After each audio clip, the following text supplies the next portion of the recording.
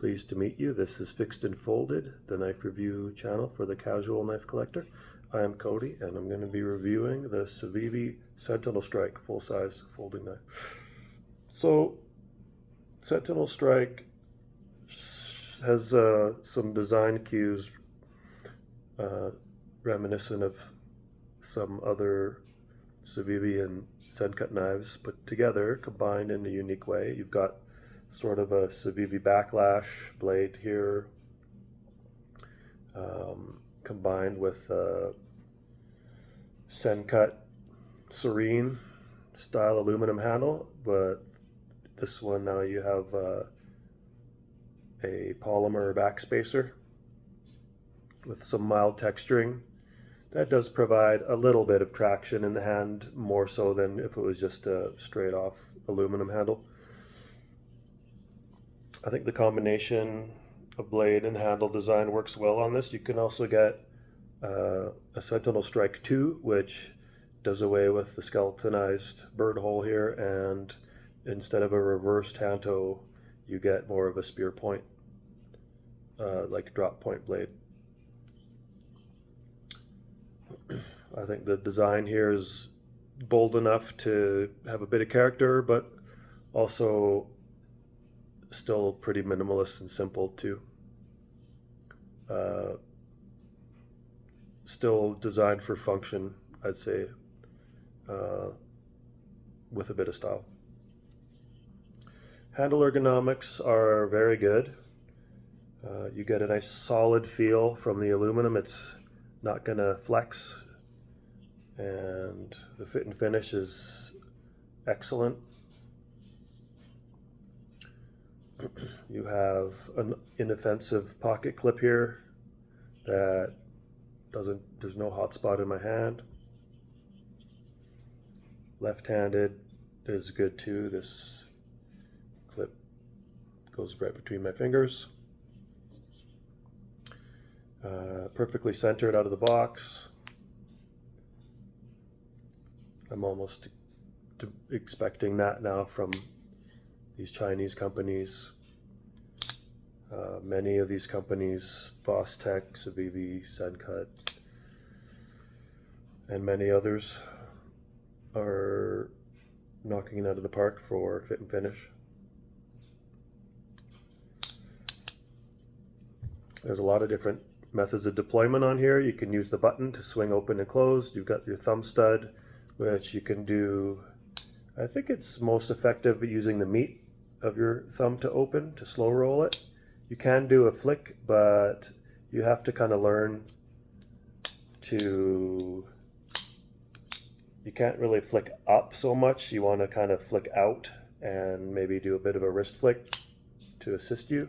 I'd say it's not designed primarily for thumb flicking. You have the bird hole here, which you can index finger flick open. You can slow roll thumb open it from the other side using the hole. And it has also a flipper tab, which is pretty discreet. It's not as aggressive as, well, something like this SOG Seal XR here, which is this is more of a beefy, tanky survival knife, whereas this is an EDC meant to go up to medium duty tasks. The reverse tanto blade shape lends well to piercing.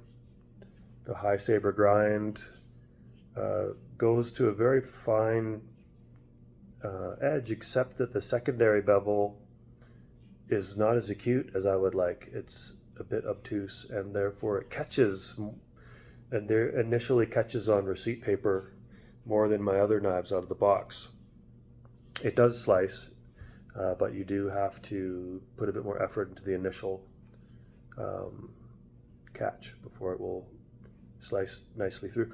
I think just a bit of touch-up will get this thing, maybe reprofile this secondary bevel just enough that it's going to be a really effective slicer. I feel like it's got the potential to be a really good slicer, but out of the box, it's like I'd give it like a grade of a C for slicing out of the box.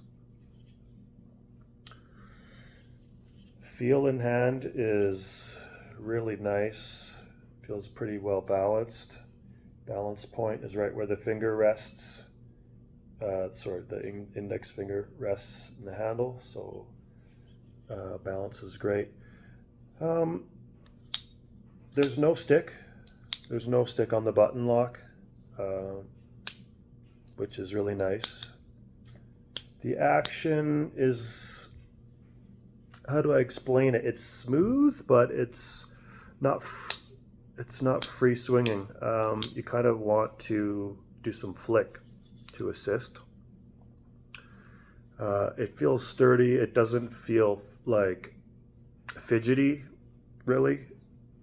The tab for my extra large hands, I feel like almost all of these contact points are a little small. I think if I had medium, maybe large hands, this would be ideal. These would feel terrific, but this button, even though it does have, a milled out area to aid in pressing, and it's flush, which is pretty cool for pocket safety. It still feels small. You can see my extra large thumb just dwarfs this little thing. As the flipper tab also is a little bit small to my initial feeling. This one is, the thumb stud is all right. I can get my thumb underneath it and flick it, and use the meat of my thumb to open. So yeah, okay, I'll say thumb studs are really good. The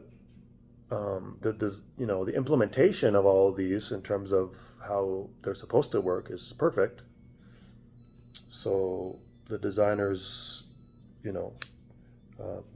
this is exactly how they wanted it to be made. The fit and finish is great, but yeah, I think it's just for people with extra large hands. You'll agree with me when you handle this, that these contact points feel a little bit smaller than something like the CJRB Pyrite L. You can see the button is larger, and it sticks out just enough that you just get a really nice intuitive deployment and closure with that. And the thumb stud placement is about the same as here, which is nice, easy to use. So this was $130 Canadian, like $127 plus tax, at House of Knives in Market Mall, Calgary. The blade steel is K110, which is, I'm told, equivalent to D2, so you have decent edge retention. It's a semi-stainless, so don't keep this wet for very long. You want to dry it off. It's going to rust, or will rust. It's not as bad as a spring steel, but it's in between a spring steel and a stainless steel for corrosion resistance. So you can get it wet, but dry it off after, and it should be okay for not rusting. Apparently it's a little bit tough to sharpen, but you can sharpen it. So for $130 with this aluminum, this FRN back spacer, the design, is this worth it? Yeah, it is. If you're willing to touch this up out of the box. If this is going to be your first knife and you've never sharpened before, pick another knife probably. But if you're a little bit experienced with knives, then, and this interests you, you got medium sized or large hands, and you can touch this up with a rod, then you could really enjoy this knife. I'll do some quick size comparisons. So this is my medium sized knife. This is a Benchmade bug out, and you can see that this is definitely bigger. There's more hand area here. You can see where my finger ends right when the handle starts to poke up here, whereas here there's still some room. Usable blade length is about the same, but you have this really nice large finger choil that's really comfortable to choke up on here to give you some fine control. And there's some medium jimping here. It's comfortable and also effective when you do the choke up position. It does provide traction to your thumb. Also, it's a nice spot for draw cuts. Yeah, I'm going to give this a B because this should come sharper out of the box, and it's not as like one size fits all as most of the other knives I have are. I think you need medium or large hands to really enjoy this. If you have extra large hands, there's probably knives that are a little, these inputs here are a little bit larger and easier to grab onto. But if you like this design and you don't mind buying Chinese, I'll buy from anywhere. I'll buy anything, Canadian, Norwegian, American, Chinese, Japanese. Then, yeah, check out the Civivi Sentinel Strike. All right, you guys have a great night. I'll talk to you again soon.